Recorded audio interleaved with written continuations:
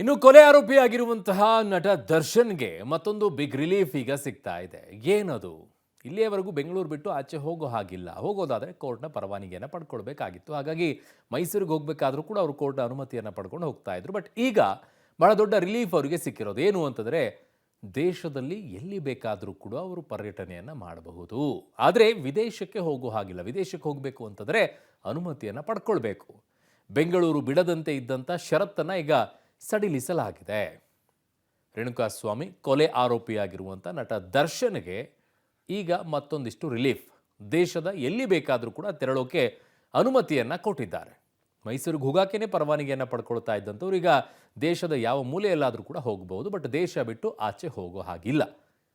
ಏನಾಯ್ತು ಇವತ್ತು ಬೆಳವಣಿಗೆ? ಅದರ ವರದಿ ಇಲ್ಲಿದೆ ನೋಡಿ. ಕೊಲೆ ಕೇಸಲ್ಲಿ ದರ್ಶನ್ಗೆ ಮತ್ತೊಂದು ರಿಲೀಫ್. ದೇಶಾದ್ಯಂತ ಓಡಾಟಕ್ಕೆ ಹೈಕೋರ್ಟ್ ಅನುಮತಿ.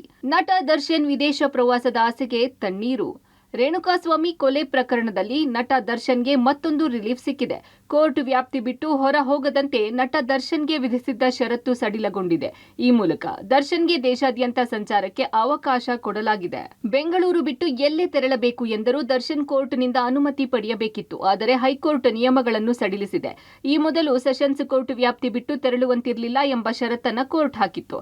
ಇದರಿಂದ ದರ್ಶನ್ ಅವರು ಎಲ್ಲೇ ತೆರಳಬೇಕಾದ್ರೂ ಕೋರ್ಟ್ನ ಅನುಮತಿ ಪಡೆದೇ ಹೋಗಬೇಕಿತ್ತು. ಹೀಗಾಗಿ ಷರತ್ತು ಸಡಿಲಿಕೆ ಕೋರಿ ಹೈಕೋರ್ಟ್ಗೆ ನಟ ದರ್ಶನ್ ಅರ್ಜಿ ಸಲ್ಲಿಕೆ ಮಾಡಿದ್ದರು. ಇಂದು ವಿಚಾರಣೆ ನಡೆಸಿದ ವಿಶ್ವಜಿತ್ ಶೆಟ್ಟಿ ಅವರ ಹೈಕೋರ್ಟ್ ಏಕಸದಸ್ಯ ಪೀಠ ಈ ಆದೇಶ ನೀಡಿದೆ. ಆದರೆ ವಿದೇಶಕ್ಕೆ ಹೋಗಲು ಕೋರ್ಟ್ ಅನುಮತಿ ಅಗತ್ಯ ಅಂತ ಸೂಚಿಸಿದೆ. ಹೈಕೋರ್ಟ್ ಆದೇಶದಿಂದ ದರ್ಶನ್ ನಿರಾಳರಾಗಿದ್ದಾರೆ. ದರ್ಶನ್ ಹೈಕೋರ್ಟ್ಗೆ ಕೊಟ್ಟ ಕಾರಣಗಳು: ವೃತ್ತಿಯಲ್ಲಿ ನಾನೊಬ್ಬ ನಟ, ಮೈಸೂರಿನ ಖಾಯಂ ನಿವಾಸಿ, ವೃತ್ತಿಪರ ಅನಾರೋಗ್ಯದ ನಿಮಿತ್ತ ಬೆಂಗಳೂರಿಂದ ಹೊರಹೋಗುವ ಅವಶ್ಯಕತೆ ಇದೆ. ಕೋರ್ಟ್ ವಿಚಾರಣಾ ನ್ಯಾಯಾಲಯದ ವ್ಯಾಪ್ತಿ ಬಿಡದಂತೆ ಷರತ್ತು ವಿಧಿಸಿದೆ. ಇದರಿಂದ ವಿಚಾರಣಾ ನ್ಯಾಯಾಲಯದಲ್ಲಿ ಪ್ರತಿ ಬಾರಿ ಅನುಮತಿ ಪಡೆಯುವುದು ಕಠಿಣ. ನನಗೆ ಕೇವಲ ರಾಜ್ಯದ ಹೊರಗೆ ಹೋಗುವುದಲ್ಲದೆ ವಿದೇಶಕ್ಕೆ ಹೋಗುವುದು ಅವಶ್ಯವಿದೆ. ಹೀಗೆ ಹಲವು ಕಾರಣಗಳನ್ನು ದರ್ಶನ್ ನ್ಯಾಯಾಲಯದ ಮುಂದಿಟ್ಟಿದ್ರು. ದರ್ಶನ್ ಅರ್ಜಿಯನ್ನ ಪುರಸ್ಕರಿಸಿರುವ ಹೈಕೋರ್ಟ್ ದೇಶದಾದ್ಯಂತ ಓಡಾಡಲು ಅನುಮತಿ ನೀಡಿದೆ. ಆದರೆ ವಿದೇಶಕ್ಕೆ ಹೋಗುವಂತಿಲ್ಲ ಅಂತ ಆದೇಶ ನೀಡಿದೆ. ಬರೀ ಬೆಂಗಳೂರಲ್ಲೇ ಇರಬೇಕಿದ್ದ ದರ್ಶನ್ ಶೂಟಿಂಗ್ಗೆ ಇದು ಅನುಕೂಲವಾಗಲಿದೆ. Narasimhamurthy, crime bureau, public TV. ಜನಸಾಮಾನ್ಯರು ಸಾಮಾನ್ಯವಾಗಿ ಆಡ್ಕೊಳ್ಳೋದೇನು ಅಂತಂದರೆ, ದೊಡ್ಡವ್ರಿಗೆ ಒಂದು ಕಾನೂನು, ಸಣ್ಣವರಿಗೆ ಬಡವರಿಗೆ ಒಂದು ಕಾನೂನು ಅಂತ ಹೇಳಿ. ದೊಡ್ಡವ್ರಿಗೆ ಏನಾದ್ರೂ ವ್ಯವಸ್ಥೆ ಸಿಕ್ಬಿಡುತ್ತೆ, ನಮಗೆ ಸಿಗೋದಿಲ್ಲ ಅಂತ ಕೆಲವರು ಹೇಳ್ತಾ ಇದ್ದಾರೆ. ಒಬ್ಬ ಕೊಲೆ ಆರೋಪಿಗೂ ಕೂಡ ಪರವಾನಗಿಯನ್ನು ಸಿಕ್ಕಿದೆ ಅನ್ನುವಂಥ ಮಾತುಗಳ ವಿಚಾರದಲ್ಲಿ ಜನ ಆಡ್ಕೊಳ್ತಾರೆ.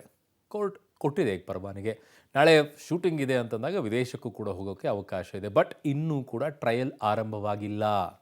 ರೇಣುಕಾಸ್ವಾಮಿಯ ಕೊಲೆ ಕೇಸ್ನಲ್ಲಿ ಇವರು ಅಪರಾಧಿ ಅಂತ ಹೇಳಿ ಪ್ರೂವ್ ಆಗಿಲ್ಲ. ಇನ್ನು ಸ್ಟಿಲ್ ಆರೋಪಿಯಾಗಿದ್ದಾರೆ.